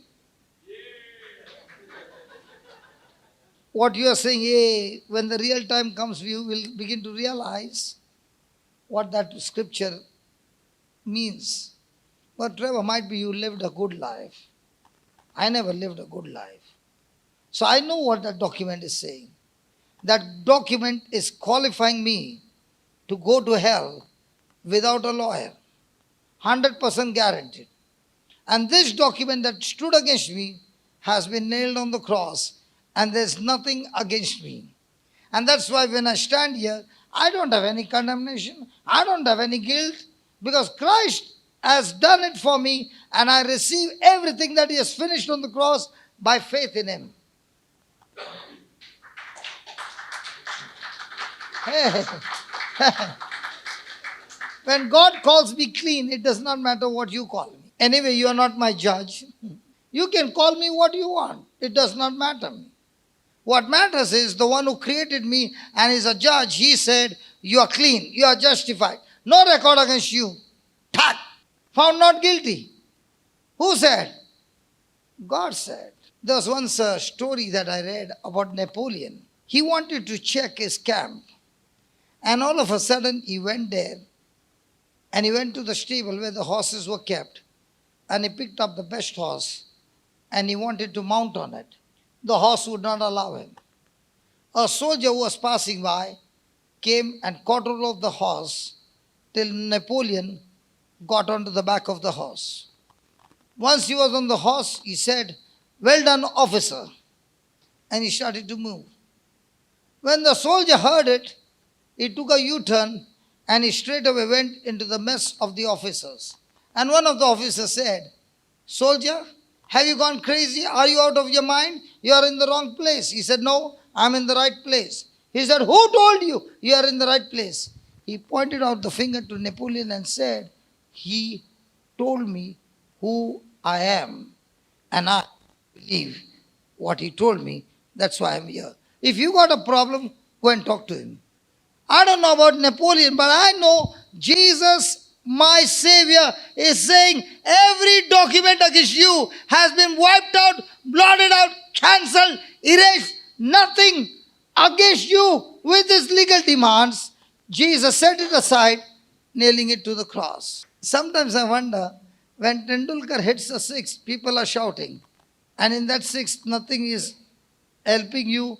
There's no gain in you, but you're screaming. What about this six? This one is talking between heaven and hell, and you are. I would dance the whole night and scream on top of my voice because God has set me free. When we were in school, it doesn't happen now in your age, but in my age, your dad will say, your mom will say, we used to have a lab experiment where a living frog would be dissected and two hands, two legs were pinned. Don't do like this, you have not seen. We have seen it, practical. In your time, the law came that you can't do that. Okay. Our time, Trevor, have you seen it? He would be put all open and the teacher would say, this is the heart, and we would see his heart pumping. It was not a dead frog. Given chloroform, and he was dissected. And we would see all that. And the whole class would be pushing and saying, I want to see it. Right? God gave me that image, and he said, that's exactly what Jesus did to the devil. He,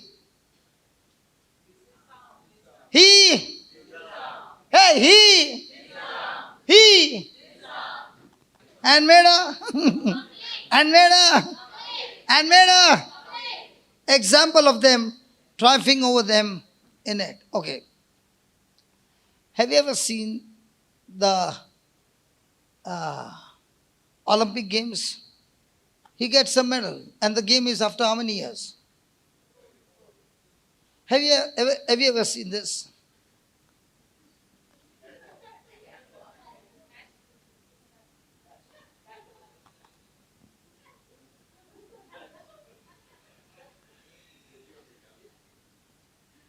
After how many years?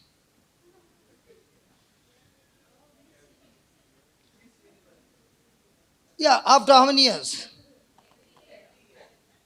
Every year. After how many years? Every year. And she gets the crown. For how many years? For that. And the whole world. And she gets the crown for. But I don't know about you. Give me James chapter 1 verse 12. And then we'll come back here. You like my walk? Didn't like? Should I do it again? Enough? Blessed is the man that endureth. For when he is tried, he shall receive. He shall receive. He shall receive. Hey, he shall receive. And that crown will be how long? So my friend, oh, I just did the catwalk, you're just doing setting of your dress? Are you getting ready for? Yay! Okay. How long is this crown for? Lifetime. She has to? No, I'm not talking about that one. You're still there. I just gave you an example. Please come out of there. He shall receive, not she, he or she shall receive the crown of life. For how long? So every time you are tempted and you endure and you win over temptation, you get the crown. So how many crowns you have? Huh? And how many head you got? So what will you do with? I got you. So what will you do with all those crowns? Sorry? Give it to mom and dad, they got their own crowns. Keep it in the showcase? No, no, no, no. The more and more temptations you overcome, the crown that is given to you becomes brighter and brighter and brighter and brighter. And when they become extremely bright, like Jesus when he walked, even the demons started trembling at his sight. That is why a person whose crown is shining and he opens his mouth and says, "Come out of him," the demons just obey and they come out. And there is an example of sons of Seva. Seva, what is that? Skeva. Huh? Skeva. They said, "In the name of Jesus, whom Paul preaches, come out." What did the demons do? Beat all those sons and made them naked that they had to run for their life. So if your crown of life is not shining because you are failing again and again in this, and you go and tell the demon, "Come out," the demon will say, "What come out? You and I are in the same team." If I was a director, believe me, I would have put one camera on your face. Because you're very, very expressive. Don't try to control it. It's a gift from God. Enjoy it. Come on, enjoy it. Hallelujah. Thank you, Jesus. Tell me honestly, aren't you enjoying the laughter? You want more? God give us so much more that she doesn't stop laughing. Let the fountain flow. Ha ha. Ha ha. Don't control. Let the joy flow.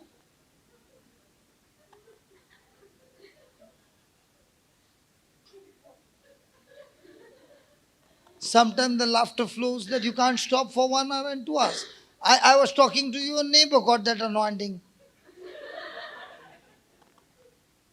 Yeah, she can't stop now. Now you're on camera.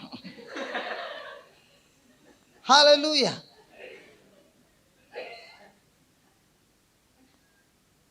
Even if you close your lips, still it's going. Praise God. It's contagious. And that's called as the joy in the spirit. That you start laughing and laughing and laughing. And when you come to the person and ask them, "Why are you laughing?" "I don't know."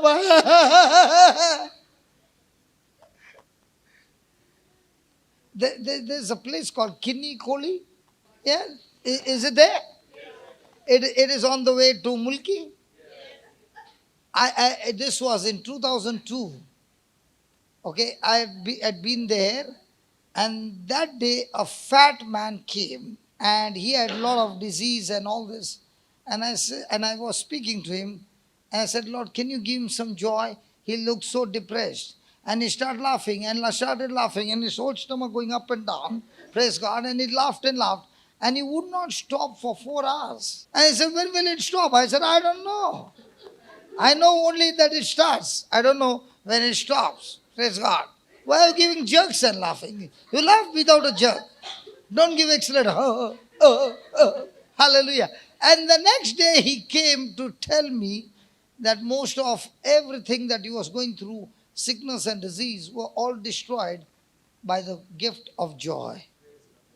He was in depression for so many years. And I never forgotten that place.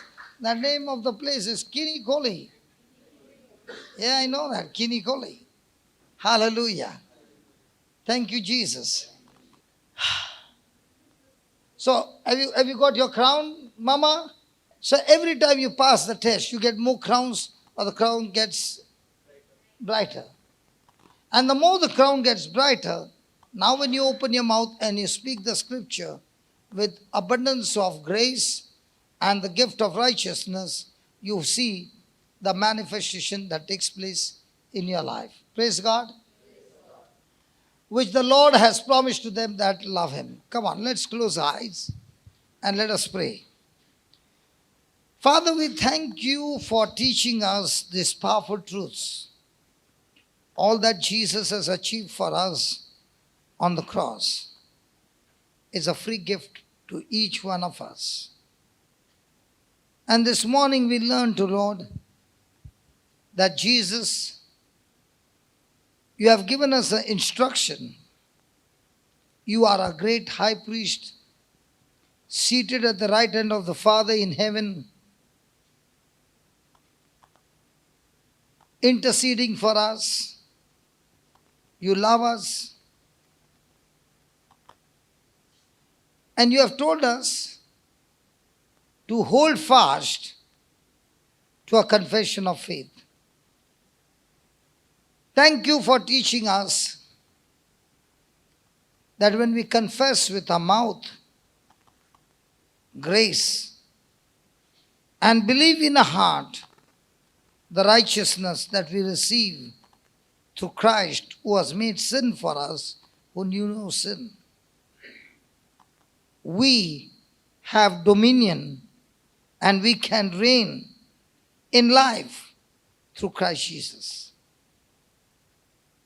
Father, forgive us for the times we, with our own unbelief, with our own ignorance, doubting, did not open our mouth and speak the truth, but we went on speaking the facts. Facts that were against the word. But today, as you are teaching us this truth, making us understand that these truths, when spoken out of our mouth, believed in the heart that we are the righteousness of God, the words coming out of our mouth are powerful and effective. Thank you for this gift that you have given us. We have received the gift, but many a times we have failed to open the gift and use this gift. But today, you have shown us that when we use this gift, heaven backs us up. Thank you for giving us a uniform from heaven, that you have disarmed the powers of darkness and made a public example triumphing over it. There was one war, one fight for all eternity, and the fight was on the cross. And Jesus, you won the battle and you destroyed Satan on that cross by obeying your Father even to the point of death. Thank you for showing us that we too can obey the will of the Father, not by our self-centeredness, self-effort or self-performance, but by grace that we receive, that you have given us a helper, a comforter, the Holy Spirit, empowering us, guiding us and teaching us these powerful truths. Thank you, Father, as we hear more and more truths, our minds are being challenged to make the correction. Our minds are challenged to be renewed not by the teachings of the world, but by the teaching of the written scripture. Thank you that in this correction, we confess our mistakes, we repent, and there is a ministry of reconciliation, that we are reconnected, rejoined to you, O Father, in Christ Jesus. And as these two things have taken place in our life, we are so sure our life will never ever be the same again. There's a renovation of new life. There's a renovation of a new building being built up because you, O God, have made us a new creation, a new creature, no longer born from Adam and Eve, but born again in Christ Jesus through his resurrection. Thank you that we no longer operate by our sense knowledge that makes us walk against the word, but we walk by faith. We live by faith. We speak by faith. We act by faith. And we see the result manifested by faith in Jesus' name. Thank you for this teaching. And now as we hear it again and again, we shall put it into practice and experience all that you have given us absolutely free, a free gift from you. In Jesus' name. Amen.